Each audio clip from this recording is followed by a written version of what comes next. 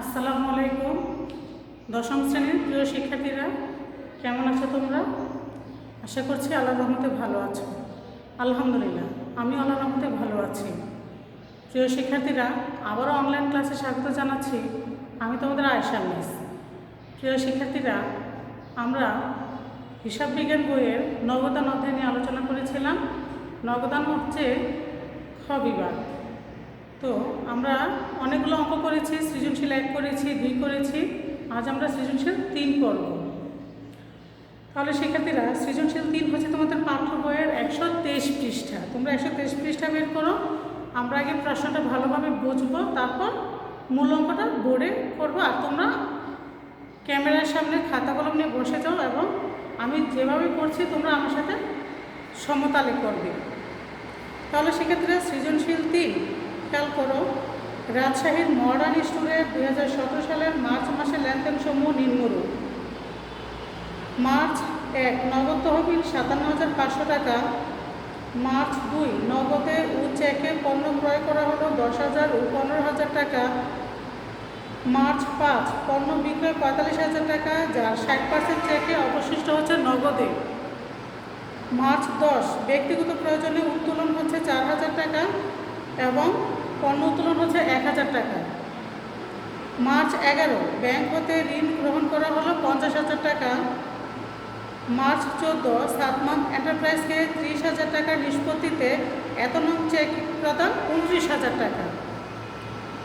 মার্চের 11 ব্যাংক হতে ঋণ নেওয়া হলো 50,000 টাকা। হ্যাঁ বলেছি। মার্চের 17 সুক্তির নিকট থেকে 25,000 টাকার পূর্ণ নিষ্পত্তিতে 24,250 টাকার প্রাপ্তি।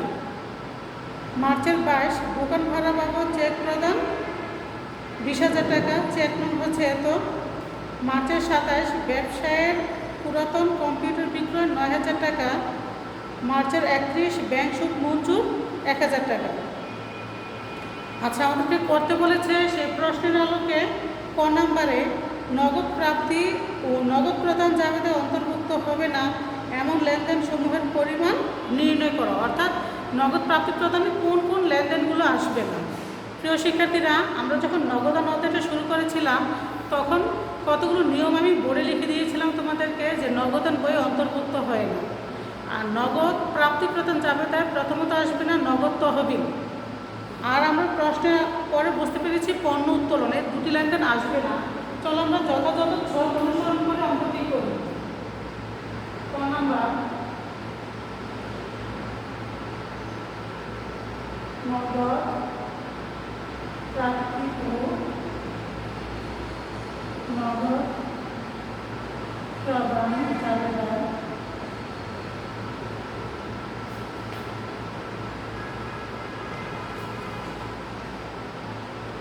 যে সকল লেনদেন অন্তর্ভুক্ত হয়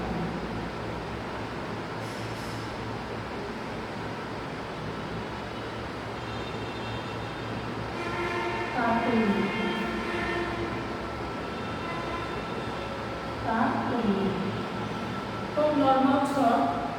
তারিখ, বিবরণ, টাকা।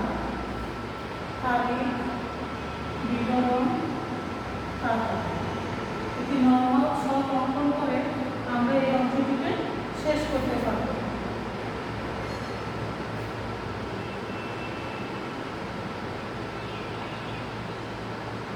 অঙ্কটি হচ্ছে 2017 সালে মার্চ মাসের অঙ্ক। আমরা জানি মার্চের 1 তারিখে ছিল নগদ তহবিল।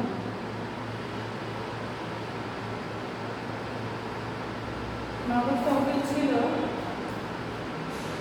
57,500। আচ্ছা, তারপর ছিল মার্চের 10 পণ্য উত্তোলন।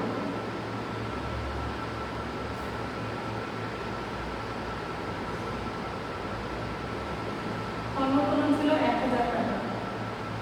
তাহলে 57,000 হয় 58,000, 58,100 টাকা। তাহলে ক নম্বরটা আমরা এভাবে সম্পাদন করবো। প্রিয় শিক্ষার্থীরা, আশা করছি তোমরা এই অঙ্কটা বুঝতে পেরেছো। দ্রুত খাতায় লিখে নাও। আমরা ক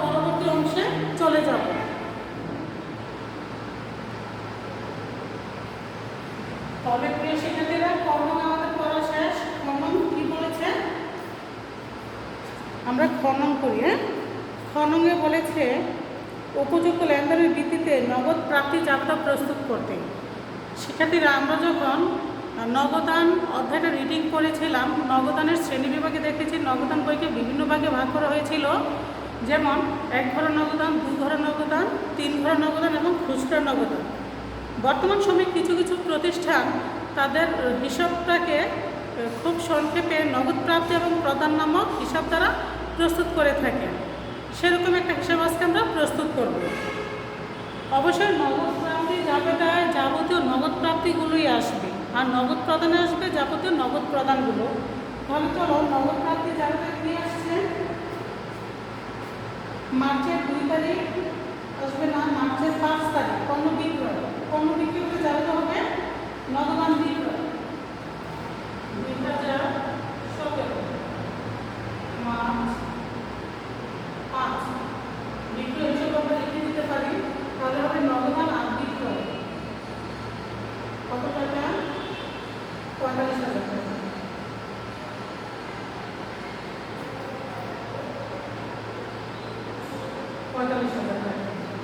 আচ্ছা, তারপরে হতে পারে মার্চের 11 ব্যাংক হতে ঋণ গ্রহণ।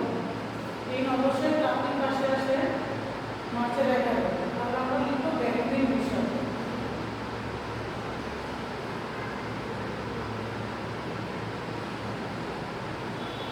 ব্যাংক ঋণ বিষয় তো যাবে হবে নগদান আর ব্যাংক ঋণ।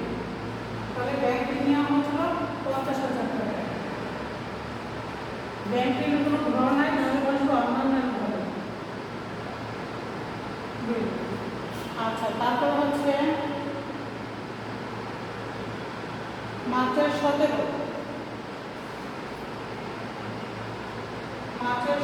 হচ্ছে চুক্তি হিসাব বা দেনাদার হিসাব আমরা লিখতে পারি।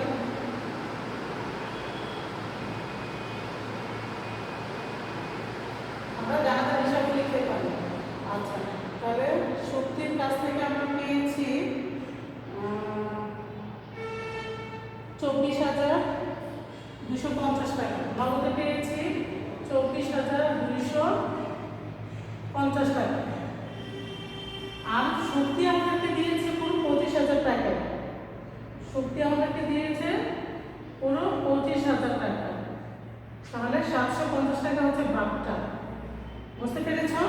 শক্তির কাছ থেকে নগদ আমরা এই টাকাটা পেয়েছি, সেই পুরোটাই প্রদান করেছে, বাগটাও এটাও প্রদান করেছে।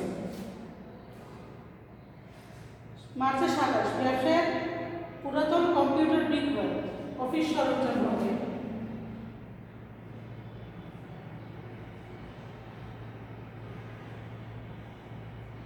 অফিস সরঞ্জাম হিসাব। আচ্ছা, তাহলে যাবে হবে নগদান আর অফিস সরঞ্জাম 9,000 টাকা। নগদান হিসাব অফিস সরঞ্জাম নেই, সরাসরি অন্যান্য ভাবে বসে যাবে। আচ্ছা, ব্যাংক সুদ মঞ্জুর, এটা অবশ্যই প্রাপ্তির পাশে আসবে মার্চের 31 তারিখ।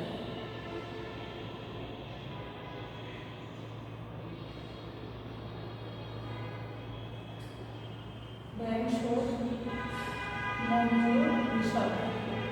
তাহলে হবে নগদান ও অন্যান্য।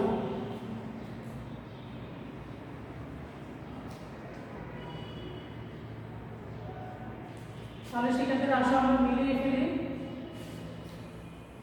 ক্যালকুলেটর হাতে নাও।